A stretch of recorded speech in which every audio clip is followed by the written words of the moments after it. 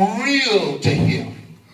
As his mind raced, he grappled mentally with the ramifications of what he had just experienced in the unconscious realm. The sheer weight and reality of the dream caused him to say, surely the Lord is in this place, and I did not know it. This place is awesome. This must be the house of God and the gate of heaven. And so he took the stone upon which he laid his head and anointed it with oil, and the same sun that had set upon him began to shoot tiny rays over the eastern horizon like the powdery dust of an orange pixie stick.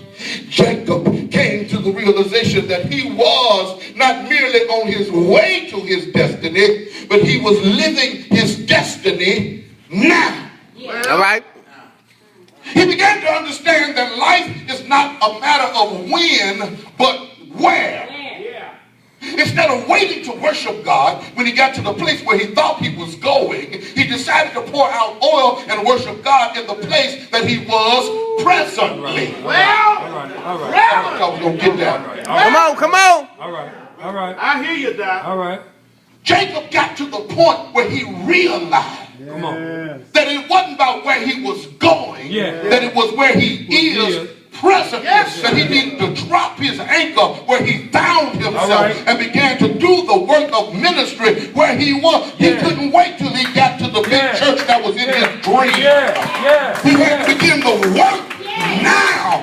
You don't just wake up and start doing ministry. And I want to admonish you seminary students, don't you lay your hind part in the bed on Sunday morning because you in seminary. Get somewhere and get to work doing something for the good. Don't think that you're going to automatically pop out of school and be ready to pastor and you quit going to church while you was in seminary. All right.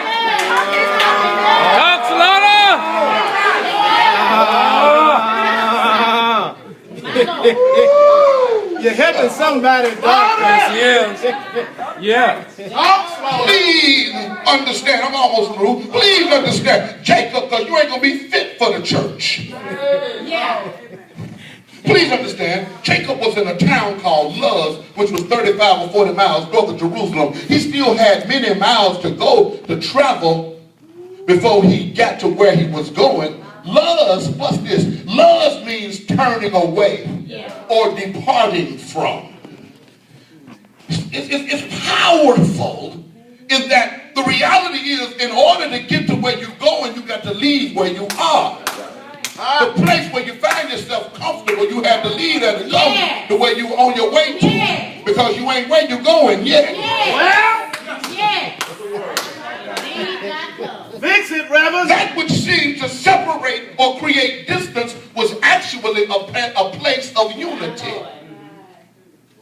Come on. Fix it.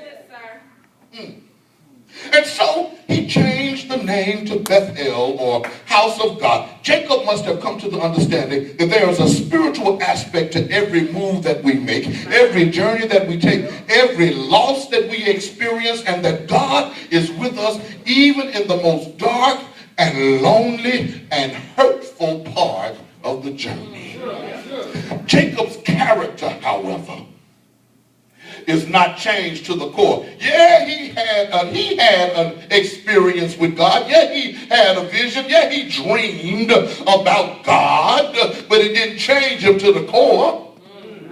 He still liked the same things he used to like before he had the encounter with God.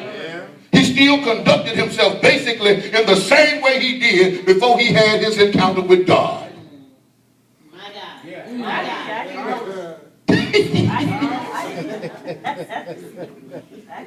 And the way that you can tell that his character has not been changed is because he enters into a bargain with God instead of committing to be with God. He enters into a bargain because that's what deceivers do.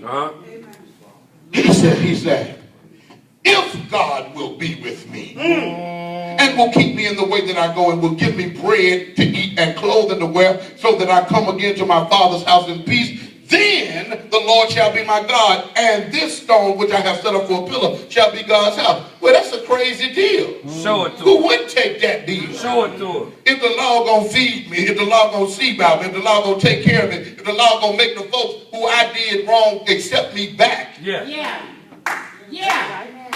go for that deal. He ain't gave nothing to God. All right.